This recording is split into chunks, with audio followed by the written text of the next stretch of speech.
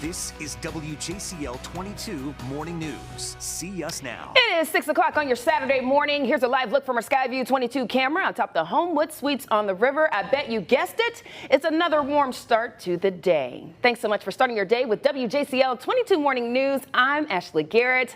Let's get that full certified most accurate forecast now. Here's meteorologist Melissa Hall. Good morning. Good morning, Ashley. So glad you guys are waking up with us this Saturday morning. First Saturday of spring. Now, first Saturday of spring, temperatures feeling more like summer though, Ashley. Our regular daytime high temperature should be 72. We're about 3 degrees from that right now as we wake up. And today, like you said, another warm one. There's going to be a difference though. That wind still coming out of the south right now, going to start switching. It's going to get a little bit of a westerly component. Those clouds going to start filtering in.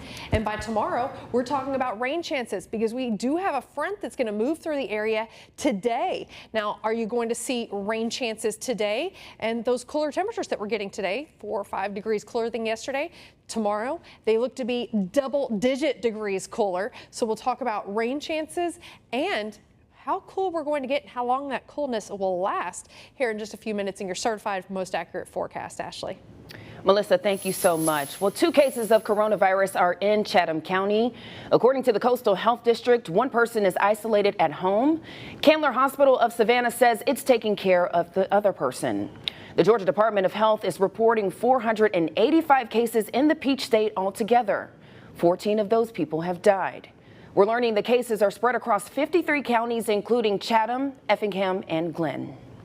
The first COVID-19 testing site in Chatham County is now up and running. The Georgia Department of Health set up a drive-through testing site at the Jennifer Ross Complex in Savannah.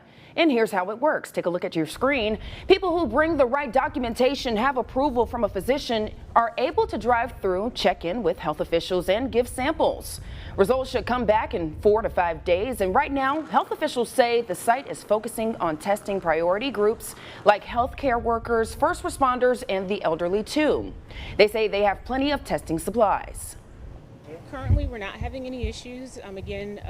If we do start getting short, we'll put in a request through the state to get some more. We got the supplies that we have now pretty quickly. Within a day we had them. Well, we're told workers on the site are also taking proper precautions to avoid infection by wearing gloves and masks. In Savannah, starting at 8 this morning, many bars will shut down until April 5th. Several of those places have already shut their doors. At 8 this morning, all bars and nightclubs that do not serve food will be closed. Restaurants must reduce seating capacity by half for dine-in services. Other things that are changing include gyms, movie theaters, bowling alleys, arcades, and live performance venues. They'll all be closed. The city is also encouraging funerals with more than 10 mourners to conduct graveside services only or to postpone to a future date. Savannah Mayor Johnson is weighing in. We want to manage very thoughtfully. We want to manage from a position of information and facts and recommendations from health professionals and not from a position of fear or terror. And we hope to continue to manage this way. Savannah City Council can revisit this emergency declaration if necessary at the next City Council meeting. That's this coming Thursday. Well, while the big headline on Tybee is the official closing of the beach, it's also beginning of new restrictions for local bars and restaurants. WJCL's Dave Williams breaks down the new rules. It is the new normal for businesses here on Tybee Island. Starting today, they can now open up at 7 a.m., but they must close by 11 p.m. Well, we put some restrictions in place for restaurant and bars early this week, limiting the hours of operation until 11 o'clock, and after that time, setting forth only to-go and delivery. So they are aware. We did get their input. They knew that was happening effective today. And while no one really likes having to put in these restrictions, Mayor Sessions is just asking for patience throughout this process.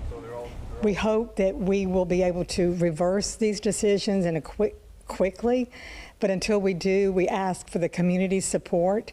And if for whatever reason businesses don't abide by the new restrictions, they could face up to a $1,000 fine. On Tybee Island, Dave Williams, WJCL 22 News. Dave, thank you so much. Well, restaurants are still allowed to serve food with carry-out services. They can continue to serve until 2:45 a.m. And when it comes to the new restrictions, they'll stay in effect until at least March 31st. Well, time check this morning, it is 6:05, and starting this morning, public beaches on Hilton Head Island will close indefinitely. WJCL's Riley Miller has word from Mayor John McCann. Starting this morning, Hilton Head Island public beaches are closed until further notice. To support that effort, the mayor announced public beach parking, public restrooms, and other public facilities will be closed for 60 days. Any car parked in these restricted areas will be towed. This news comes after Governor Henry McMaster announced he's directing state and local law enforcement agencies to break up crowds on the beach. Those that refuse to comply could be arrested. This has come as a request from a lot of our citizens that are concerned about the beaches, and it's a concern of mine that people from all over the area are coming to our beaches because their beach is closed.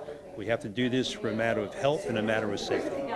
This does not apply to private beaches on the island. The mayor also announcing all town-owned buildings will be closed to the public beginning Monday. But town officials will be available by phone or online to help residents. Again, all Hilton Head Island public beaches closed indefinitely. We have more information on our website, WJCL.com. For now, I'm Riley Miller in the Low Country Newsroom. Back to you in the studio. Riley, thank you so much. Well, there are 124 cases of coronavirus in South Carolina. 3 of those people have died. The 2 most recent deaths were elderly people, 1 in Florence County and 1 in Charleston County. Well, Memorial Health has changed its visiting hours to better protect its patients, hospital visitors, and staff from coronavirus. Now, only 1 dedicated visitor will be allowed to see patients in the areas listed on your screen. Also, visitors will be screened before entering the hospital. The Beaufort Memorial Hospital is also taking extra measures because of coronavirus. Starting today, visitors will not be allowed except for certain circumstances, such as labor and delivery. Online check-ins are also suspended. Monday, the hospital is closing its clinic waiting rooms to visitors. Time check this morning, it is 6:07, and starting Monday, the Savannah-Chatham County School System will give out meals each weekday from 10 a.m. until noon. The food can be picked up in a curbside drive-through at 12 schools across the county. The meals will be available to all students within the district. Our objective is to provide to all students, whether they fall under the free or reduced category. We just want to give them meals. We want to make sure they have something to eat as they normally do on a regular school day. We want to keep it as normal as possible, and that's what our objective is, to make sure that they receive these meals as if they were coming to school daily. Well, school district officials say the school is sending information to families within the school system. The district plans to prepare more than 37,000 meals a day. Well, starting Monday, students in Bryan County will also be able to receive free dinner and breakfast. Bryan County Family Connection will offer grab-and-go meals between 4:30 and 6 every night at 3 different locations. You can see them there on your screen, and we'll also have them on our website. That's WJCL.com. Well, the Georgia Department of Health is sending a team of experts to Albany to learn how to stop the growing number of cases there. The Department of Health says Dougherty County, at last check, has 38 cases and 6 deaths. That's nearly half of all the deaths in Georgia. A member of Vice President Mike Pence's staff has tested positive for coronavirus. A spokesperson says neither Pence nor President Trump has had close contact with those infected. At this time, Pence's office is working to learn who else may be impacted. The coronavirus pandemic is forcing the Army to temporarily close its recruiting stations. The Army will do most recruiting online for now. It's adopting new extensive screening procedures for new recruits too. So far, there are 45 confirmed coronavirus cases in the Army. GameStop is staying open. It argues its video game stores are essential businesses. GameStop says it sells computer equipment to help people from home. However, some employees say computer equipment geared for work from home is only sold in select stores.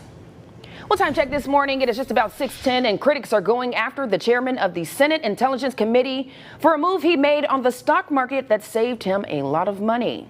Tom Foreman reports he's just one of several members of Congress now in the spotlight after selling stocks. Up to $1.7 million in stock. That's how much Republican Senator Richard Burr and his wife pulled out of the market on February 13th, just before it started crashing, losing 31% in 10 days. At the time of Burr's sell-off, the public did not know the seriousness of the virus. It's going to disappear. One day, it's like a miracle. It will disappear. But Burr, as the powerful chairman of the Intelligence Committee of Russia probe fame, was getting detailed updates. It is much more aggressive in its transmission than anything that we have seen in recent history. Just after Burr sold those stocks, he even told a gathering at the Capitol Hill Club in D.C. the virus could be very bad, according to a recording obtained by NPR. It's probably more akin to the 1918 pandemic. Burr says the NPR report is a tabloid-style hit piece that knowingly and irresponsibly misrepresented his comments. He wants an ethics investigation to prove he did not use inside information to protect his bank account. But conservative pundits who have long thought Burr not loyal enough to the president are pouncing. Otherwise, he must resign from the Senate and face prosecution for insider trading. Former Democratic presidential contender Andrew Yang tweeted, "If you hear about a pandemic and your first move is to adjust your stock portfolio, you should probably not be in a job that serves the public interest." Other senators are being scrutinized for big stock dumps, Democrat Dianne Feinstein and Republican Jim Inhofe, but both say their trades were initiated by others and they were not as privy to virus updates. I do want to set the record straight. Republican Senator Kelly Loeffler did attend a big virus briefing and tweeted afterward about the work being done to, quote, keep our country safe and healthy. Then she and her husband, who is chairman of the New York Stock Exchange, sold hundreds of thousands in stock. She says it was all handled by a third party above board. That I'm only informed of my transactions after they occur several weeks. So certainly those transactions, at least on my behalf, were a mix of buys and sells, very routine. And the president's assessment of them all? And they said they did nothing wrong. I find them, the whole group, very honorable people. And that was Tom Foreman reporting. He adds, to be clear, there's no proof anyone acted on inside information or broke any laws. Well, on the brighter side of things, Jardiniere Events tells us it had more than 24 cancellations because of COVID-19, leaving it with tons of flowers. So the owners decided to create a flower flash and decorate a tree at Coligny Beach Park. They say they got the idea from a design studio in New York that bombs the city streets with floral art installations. Good news.